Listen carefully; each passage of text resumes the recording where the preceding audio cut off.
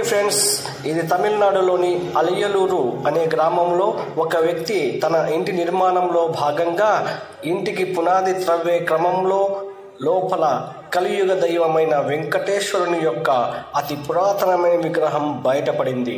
ఇది కొన్ని వేల సంవత్సరాల క్రితం ఉంటుందని చాలామంది విశ్వసిస్తున్నారు. పురావస్తు శాస్త్రవేత్తలు కూడా ఇది ఏ కాలం నాటిదో కనుగొనడానికి పరిశోధనలు చేస్తున్నారు. ఇంతటి గొప్ప విగ్రహం ఇక్కడ ఉందంటే ఇక్కడ ఒక దేవాలయం కూడా ఉండవచ్చునని ఆ గ్రామస్తులు నమ్ముతున్నారు. ఈ వీడియో చూసిన వెంటనే అందరూ ఓం నమో వెంకటేశాయ అని మనసులో వెంకటేశ్వర నామం స్మరించండి, మీకు అంతా మంచి జరుగుతుంది. ఈ వీడియో కనుక మీకు నచ్చినట్లయితే వెంటనే మన యూట్యూబ్ ఛానల్ని సబ్స్క్రైబ్ చేయండి. ఈ వీడియోని తప్పకుండా లైక్ చేయండి, అలాగే అందరికీ షేర్ చేయండి.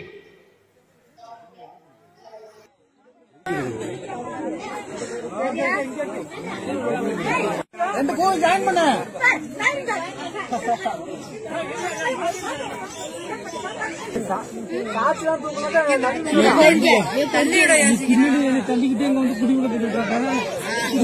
பின்னாடி எனக்கு